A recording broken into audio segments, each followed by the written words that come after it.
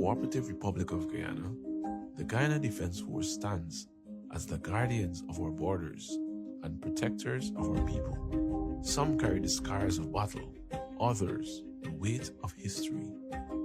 These are their stories, raw, unfiltered, and told in whispers until now.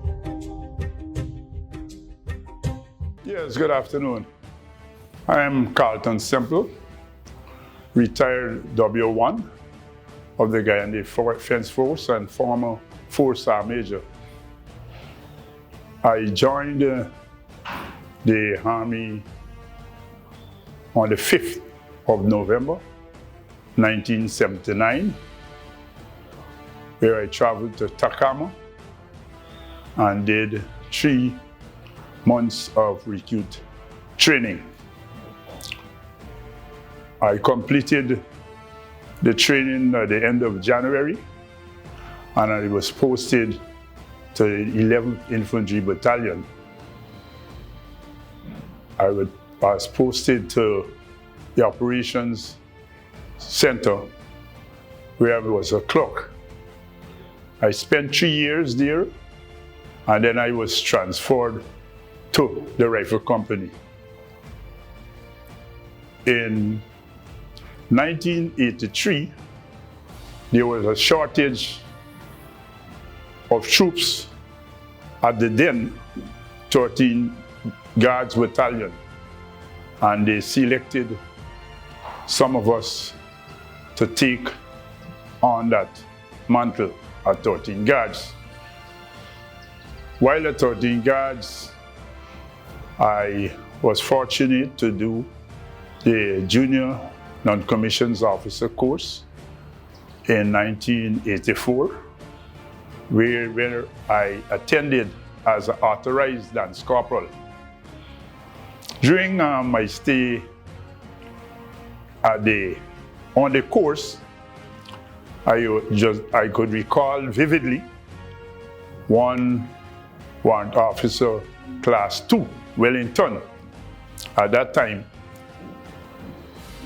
was one of the senior instructors on the course, and he also trained me on recruit course. And he said to me, look, 5 years and you are still a private authorized on this course. He said to me, in 10 years' time, I was a sergeant. And what he said to me really changed my lifestyle in the Army completely. I slept with it on my mind. I woke up with it on my mind. And all I was thinking about that 10 years that he said to me. In 1985, December, I was promoted to Lance Corporal and sent to mounting company at Ret'd. The 13 Guard was then disbanded, and I was sent to Ret'd.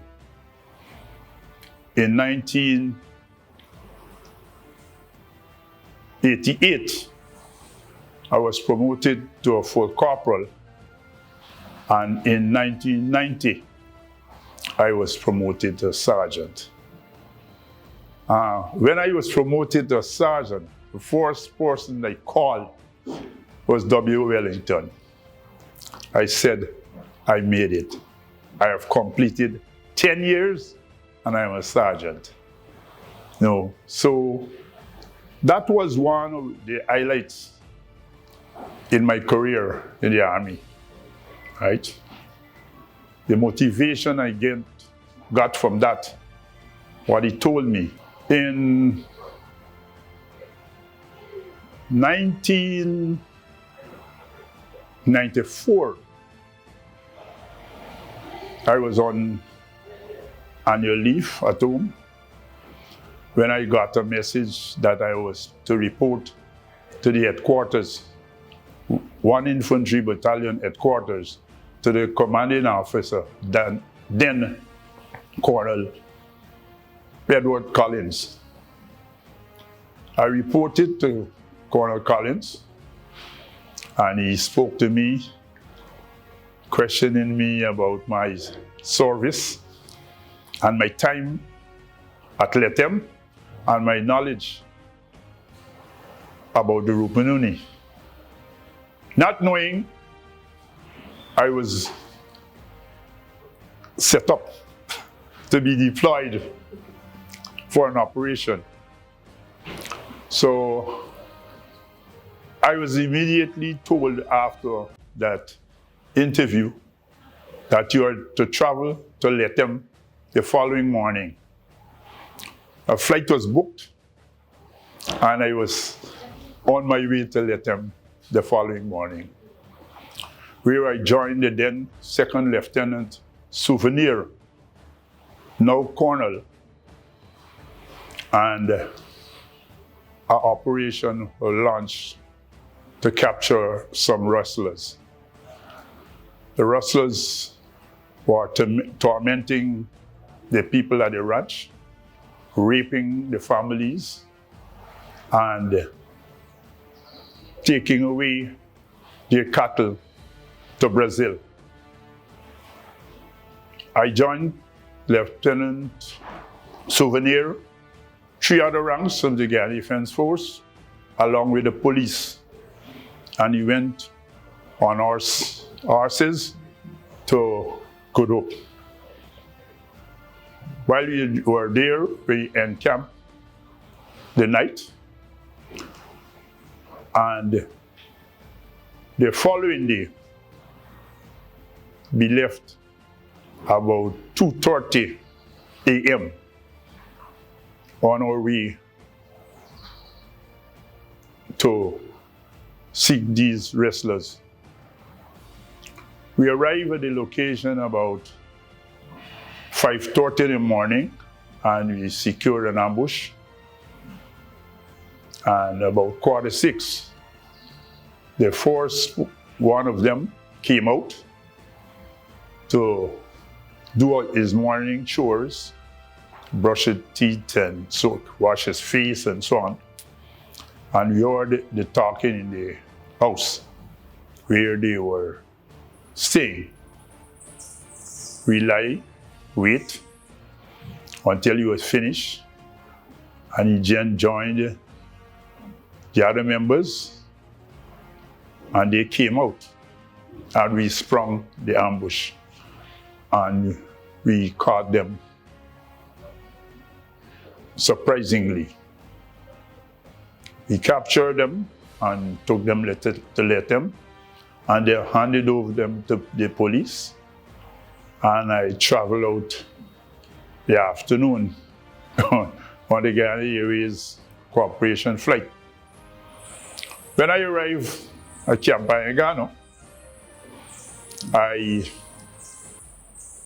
went to the G2 branch, and I met Colonel Collins. He said, I said to him that the job was completed, and he commended me, and I was recommended to travel to Haiti with the peacekeeping mission, the second peacekeeping mission.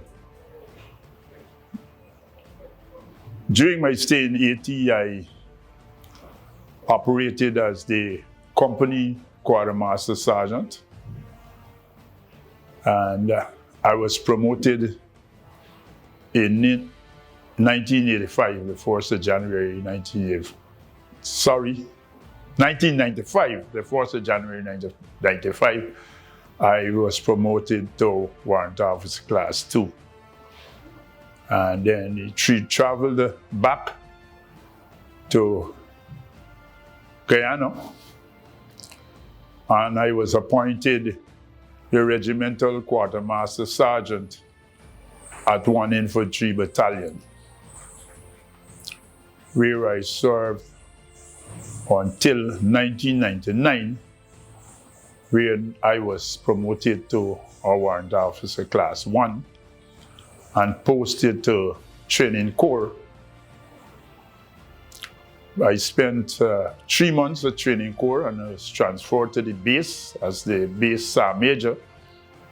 I spent a further 3 months there and was transferred to the regimental sergeant major of 2nd Infantry Battalion. In 2001, I was selected to go to the United States Sergeant Major's Academy, where I attended from the 16th of August until the 5th of May 2002. So during 9/11, I was in the United States serving at the Sergeant Major's Academy. It was indeed a wonderful experience while being there to observe all the security measures that was put in place, the extra alertness of the troops and persons on the base at the Sergeant Major's Academy. While at the Sergeant Major's Academy, I did several other courses where I was selected out of 501 persons to do the United States Sergeant's Command Sergeant Major's course. It was a course within the course. I was the first Sergeant Major of the Guyana Defense Force selected to do the Commander Sergeant Major's course. That course was for the very senior Commander Sergeant Majors of the United States Army. I returned in May 2002. I returned to the 2nd Infantry Battalion as the Regimental Sergeant Major. And in 2003, I was selected and appointed the 4th Sergeant Major. I took over from Warrant Officer Class One, Elvis Simon, and I served in that appointment until the 18th of February 2006. After spending 26 odd years, I retired, and after spending a few days home, I was recalled as a civilian and served as the person in charge of the bond at Guyana. At that time, there was some weapons that were stolen, and I was called and I was told, you were the only person I trusted in taking the position in the bond. So I accepted the position. It was very challenging and very hectic because we had to go through each and every weapon by serial number, by made, and document it. I worked at the bonds until 2009. I was then seconded to the Civil Defense Commission, where I am presently as the facility manager in charge of Timeri. So, all in all, I must say I had a very interesting and enjoyable career. My advice to the youngsters out there, the best place to start your career is in the Guyana Defense Force. If I ever had an opportunity to come again and serve, I would be a proud member of the Guyana Defense Force once again. And my advice to the serving members, especially the sergeant majors, your duty is to take care of your soldiers. Your first line of duty when you wake up in the morning is the accountability of your soldiers. Ensure that their health is in good order. You will look after their welfare. If there's a problem, you report it or discuss it with your officer command or your commanding officer. And be a good, fair sergeant major in terms of your distribution of duties when it comes to make decisions on problems facing your soldiers. Don't be afraid to discuss it with your commanding officer or your officer commander. Let the soldier know and be informed with what is taking place. Don't hide it from him or her. And always talk to your soldiers. Talk to them, keep them informed, educate them with what is going wrong.